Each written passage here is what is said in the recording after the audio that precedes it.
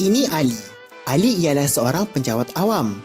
Ali seorang yang gemar makan dan seorang yang bermotivasi tinggi.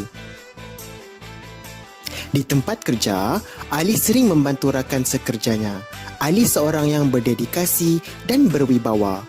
Ali sangat tekun dalam bekerja dan memberi sepenuh perhatian untuk memastikan kerja Ali mantap dan teratur. Rakan-rakan Ali memandang tinggi dengan sikap Ali yang suka membantu mereka pada saat yang memerlukan. Di rumah pula, Ali suka bermain permainan yang mencabar minda dan menguatkan minda Ali. Ali juga gemar menimba ilmu pengetahuan dan suka membaca buku-buku ilmiah. Ali suka memperolehi ilmu-ilmu baru dan sentiasa mempunyai perasaan ingin tahu. Tidak lupa juga, Ali sentiasa membantu mereka yang dalam kesusahan dan cuba menyelesaikannya satu persatu. Ali sentiasa bersemangat dan percaya setiap masalah pasti ada jalan penyelesaiannya. Namun, kebelakangan ini, Ali perasan akan gusinya berdarah ketika menggosok gigi. Ali cuba untuk menjamu selera di restoran kegemaran keesokan harinya. Akan tetapi, Ali rasa sangat ngilu, tajam dan akhirnya hilang selera. Akibatnya, Ali pulang ke rumah kelaparan dan cuba tidur untuk melegakan kesakitan yang dialaminya. Tanpa disedari, kesakitan gigi Ali masih ada dan lebih mengejutkan, Ali terbangun lambat pada hari itu.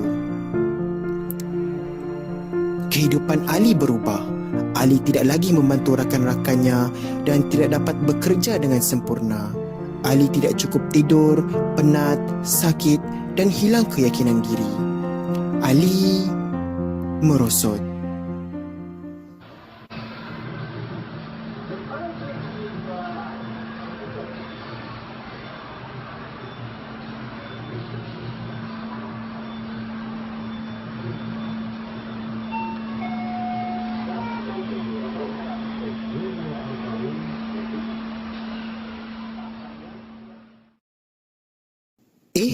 Apa jadi dengan Ali?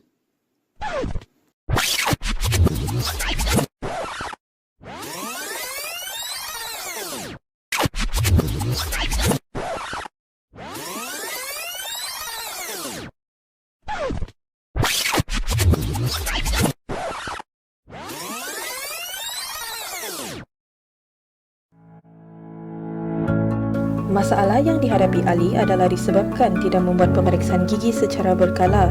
Lubang pada gigi Ali yang kecil telah menjadi besar kerana kelalaian Ali untuk mendapatkan rawatan secepat mungkin.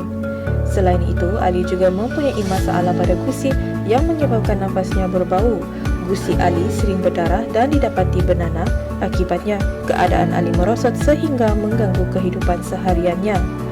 Ali sedar akan kesilapan beliau dan telah melakukan pemeriksaan gigi. Kini, Ali tahu akan jenis-jenis penyakit gigi dan amalan-amalan yang boleh mengekalkan kesihatan mulut beliau. Ali berjanji akan kembali lagi ke klinik untuk mendapatkan perawatan. Cegah dan rawat selas senyuman sehat.